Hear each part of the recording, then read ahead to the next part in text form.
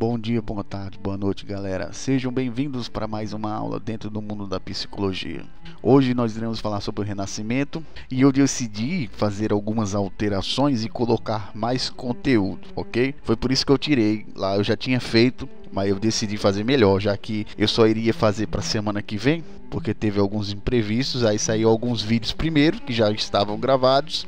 E outros eu tive que refazer. E esse é um deles. Eu coloquei mais conteúdo do que iria ser. Então vamos para o assunto, sem mais delongas. Hoje você vai entender o porquê do Renascimento e o porquê que existe uma bolha de gás. Isso daqui é algo que eu criei, tá ligado? A bolha do gás. E o fenômeno do ciclo das existências. Quem foi que criou foi Pitágoras, ok? Então vamos lá. Vamos começar. Primeiro vamos começar sobre o Renascimento, tá certo? Depois a gente vai para cá, para esses lados aqui. Então vamos lá. O que aconteceu naquela época que fez o Renascimento acontecer? Bom, eu devo dizer a vocês que aconteceu uma perda de referencial. Essa foi o primeiro ponto do que aconteceu naquela época. Que é aquela questão de você se sentir perdido, não saber mais se realmente aquilo que você acredita é realmente verdade ou não. Então a Idade Média, o modelo da Idade Média estava perdendo seu valor e novos pensamentos estavam surgindo. Então esse é o primeiro ponto, a perda de referencial. E é muito falado disso. Inclusive eu já falei sobre a queda do mainstream, a queda do hype. Geralmente o mainstream ele não é para sempre. E os pensamentos humanos eles são dotados de ciclos. Como eu já falei anteriormente lá nos vídeos. Agora eu estou explicando para você de onde eu tirei. E é da psicologia isso. E a visão do individualismo que eu botei no diário do Dio tem a ver com exatamente com isso, a perda do referencial, porque o ser humano ele é indivíduo, ele não é coletivo. Seu eu, ele denuncia a grande ilusão do homem ao se pretender um ser privilegiado na natureza, capaz de conhecê-la e dominá-la. Isso aqui é um ponto importante. E essas foram as perguntas do Renascimento. Será que eu não vivo uma ilusão de conhecer as coisas? Será que eu domino bem a natureza? Ou será que a natureza é incapaz de ser dominada 100% e ser conhecida 100%? Como é que eu posso ter certeza que eu domino ou não a natureza? Esses são os pontos. A minha própria natureza é algo que eu posso mudar? Ou simplesmente eu posso deixar ela para lá? Então foram esses pontos que foram quebrando o referencial que se tinha e foi dando o ar do individualismo. A individualidade de cada ser humano foi se dando um certo destaque. Aqui nós temos também a ideia de mais liberdade e a perda da sensação de uma ordem superior. Ou seja, o homem foi cada vez mais se distanciando de que existe uma ordem superior que está guiando eles. E eles foram tendo mais liberdade para fazer as coisas. E aqui é como eu botei. Liberdade ela é proporcional à responsabilidade. E é isso que ninguém naquela época sabia. E é por isso que a gente hoje se fode, porque até hoje a gente não entendeu que liberdade anda de braços dados com responsabilidade. Então se você não for responsável com a liberdade que você tem, é óbvio que vai acontecer merda. O trabalho intelectual ele também passou a ser progressivo em ato individual.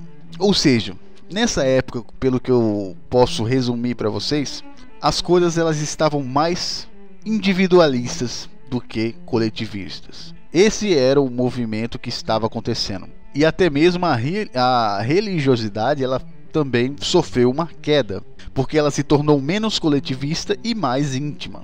E o que foi que gerou isso daqui? Já que cada vez mais pessoas podiam ter acesso diretamente aos textos sagrados sem intermediação dos sacerdotes. Isso aqui, quem foi que fez foi Lutero, tá ok? Lutero, ele traduziu os textos sagrados que antigamente eram em latim. Porque a ideia dele é que não deveria ter intermédios para o homem alcançar Deus. Ou seja, ele mesmo deve interpretar a Bíblia do jeito que ele quiser, sem intermédio de sacerdotes. Só que depois que ele morreu, acabou-se. A ideia dele, acabou-se.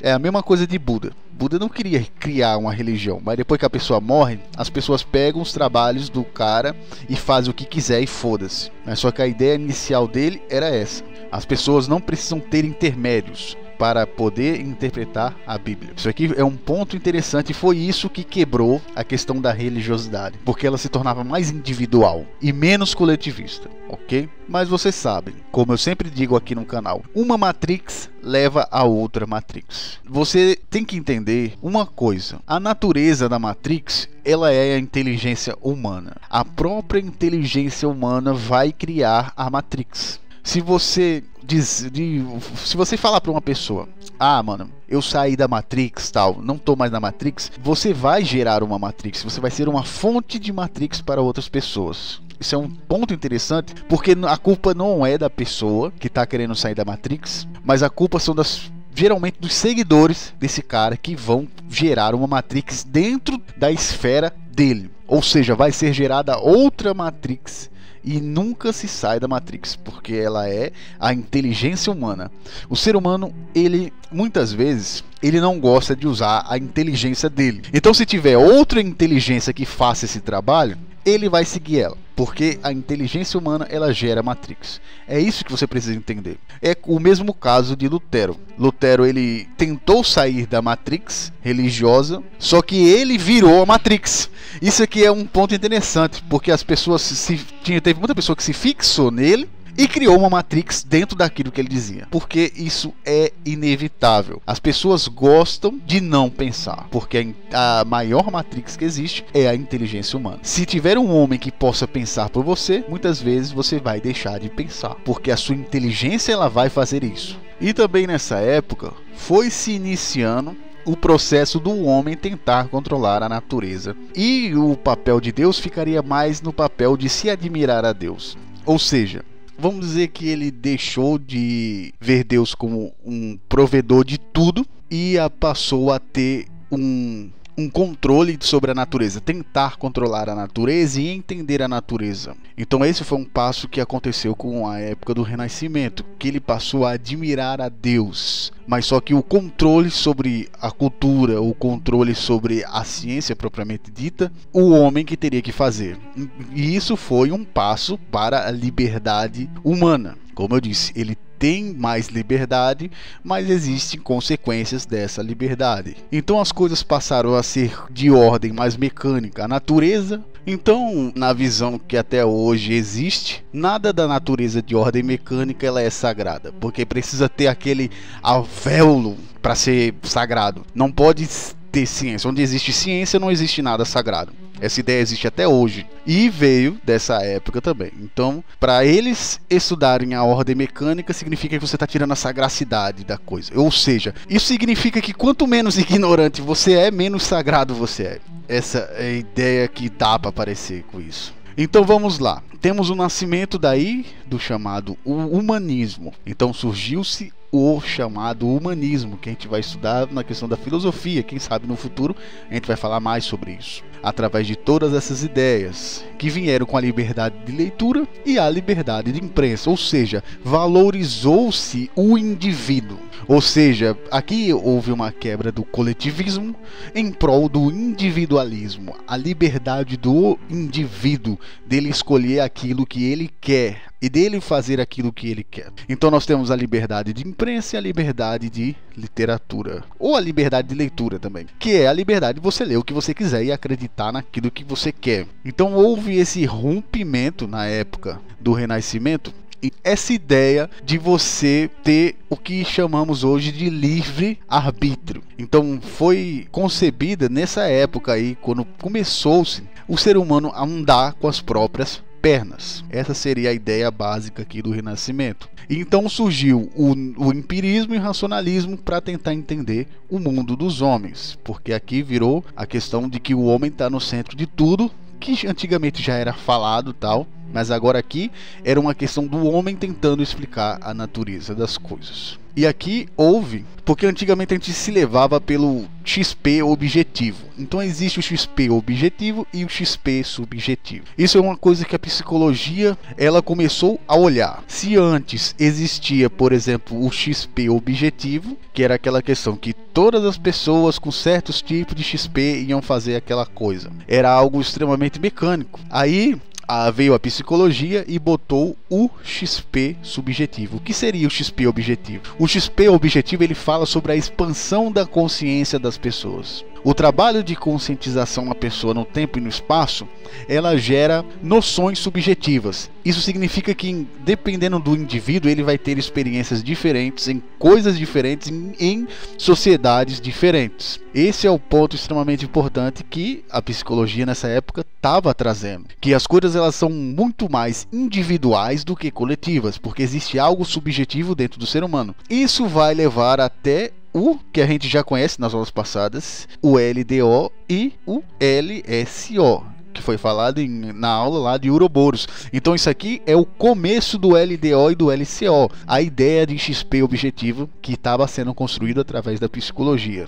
Aí aqui eu deixei uma citação. É como se houvesse o desejo de poder voltar ao mundo medieval, em que uma única ordem reinava. Isso aqui era o esforço do pessoal para tentar impedir essa onda de liberdade que estava acontecendo naquela época. Mas como ele disse aqui, mas como não é possível voltar no tempo, a ordem a ser buscada a partir de então tinha que se levar em consideração uma série de novas crenças no homem. Esse é o fenômeno da consciência, sobretudo a recém-adquirida crença na liberdade. O que ele está querendo dizer isso aqui? Ele está dizendo que, mano, não importa o que você tente fazer contra, uma vez que as pessoas criam consciência sobre sua liberdade, você não pode prender elas de novo. É a mesma coisa de você querer que a pessoa dessaiba, tipo, tire dela o conhecimento que ela já tem, um conhecimento, uma carga cultural que ela já tem. Você não tira essa carga, você compreende essa carga. É a mesma coisa de você querer que a pessoa esqueça o conhecimento da bomba atômica. Você não faz isso, porque isso já existe, já foi botado. Para você fazer isso acontecer, você tem que exterminar a consciência das pessoas, ou então fazer como o filme da Vila faz, você criar uma geração toda desconstruindo todos aqueles parâmetros, e é um trabalho do cacete. Então é isso, o trabalho sempre é remover as consciências e trazer consciências novas. Eu acho que vocês já viram isso em algum lugar, certo? Claro que viram. E muito dessas ideias aqui de tentar trazer o povo para o pensamento da era medieval foi a ideia da reforma e da contra-reforma. Mas só que o livre-arbítrio já tinha ganhado força. Então, se algo tão forte como a liberdade ela ganha força, não há como você voltar atrás, entendeu? Mas o único problema que eu vou ressaltar dessa liberdade é aquilo que ninguém nunca fala, que é o que eu falei anteriormente. Liberdade gera responsabilidade. E o povo estava querendo liberdade irrestrita, que é o caso como eu botei aqui. Tinha muita gente na época que falava a mesma coisa disso aqui, que eu botei essa citação aqui, do silêncio e as falas do corpo. Seus desejos e projetos particulares, daí surge um regime onde o corpo, sobretudo, deve ser controlado e desvalorizado. O que ele está querendo dizer aqui? Ele está querendo dizer que você tem que ter liberdade irrestrita, porque senão seu corpo é desvalorizado pelo controle. Meu Deus do céu! Pois ele sempre é fonte de desejo e dispersão. Sim, ele é fonte de desejo e dispersão, mas isso não significa que você tem que fazer tudo que ele quer. Então significa que pelo fato da torneira tá pingando, eu não posso fechar a torneira. É essa a ideia. Não, você sabe que a torneira pinga, mas só que se você tentar controlar a torneira para ela não ficar pingando, é um problema, tá certo? Então esse é o pensamento errado do livre-arbítrio que foi se iniciando também, porque você sabe, mano, você sabe que o ser humano ele não consegue fazer nada de bom assim que continue. Ele sempre faz merda.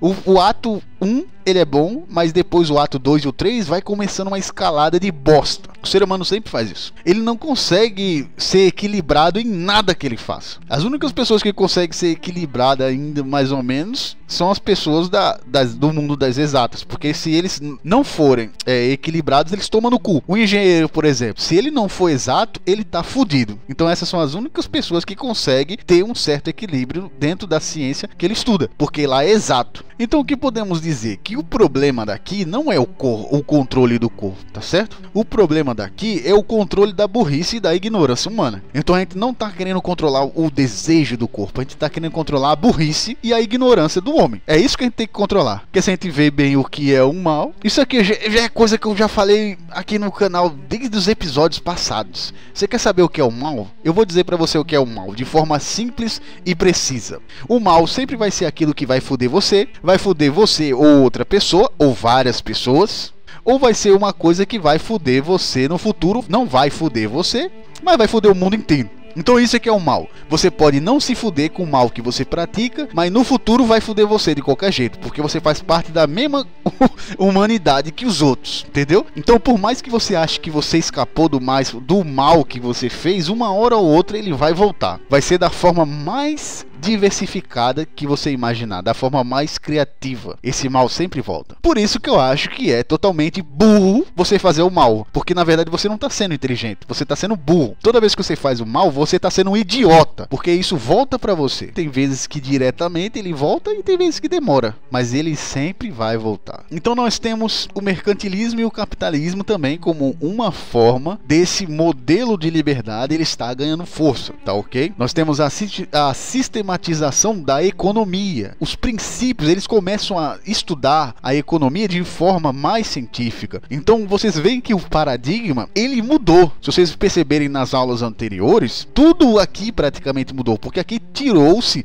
aquela ideia de Deus dará e começou os homens a trilhar um caminho, o seu próprio caminho, vamos dizer assim. E foi daí que começou a famosa revolução científica, que até então, tipo, foi uma zoeira fodida. Quem sabe algum dia eu possa falar pra vocês como foi que aconteceu de um vídeo aí de 1 hora, porque é muito interessante essa questão da revolução científica e a zoeira que teve, mano. Não podia nascer uma ciência nova que os caras queriam englobar essa porra. Não podia, mano. Que foi o caso também da sistematização da ciência como ciência propriamente dita, e disso surgiu a psicologia científica, que os caras tentavam englobar ela como se fosse a biologia ou qualquer coisa, mas não queriam aceitar de forma nenhuma que psicologia fosse um campo fora, fosse um campo de ciência autônoma. E isso você vai ver na história da revolução científica, que isso acontece pra cacete, mano. Os caras, é uma coisa, dá vontade de você. Os caras tinham muito mais paciência, e disso eu posso dizer pra vocês que os caras tinham muito mais paciência do que a gente, porque os caras tinham paciência de debater com os caras, e os caras querendo botar, tipo, não, essa ciência não existe, cara, tomar no cu, você faz parte da minha ciência aqui, essa ciência aqui, cara. Principalmente os caras da matemática, das áreas das exatas, tal, que era considerado os mais foda do negócio, e simplesmente eles botavam o pau na mesa, mano. Sempre foi assim. Simplesmente eles botavam o pau na mesa e falavam: que porra de psicologia, mano, vai tomar no cu, velho. Fazer umas contas, vai fazer umas contas e vai se fuder vocês. Era tipo isso a revolução científica. Aí teve a zoeira da filosofia, que não tava mais sendo considerada porra nenhuma depois de um tempo. E, mano, isso aí é um vídeo que eu vou deixar pra próxima. Mas é muito engraçado a questão da revolução científica, velho, porque o ser humano, quando tá em hype, é uma desgraça. E por hoje nós vamos ficar por aqui, pra não ficar um vídeo de 40 minutos, porque essas partes aqui são muito grandes. Na próxima aula a gente vai falar um pouquinho sobre eles e vai dar uma continuação ao período do Renascimento, tá certo? Renascimento / Iluminismo. Então, se gostou, dê joinha e até a próxima, galera. Valeu!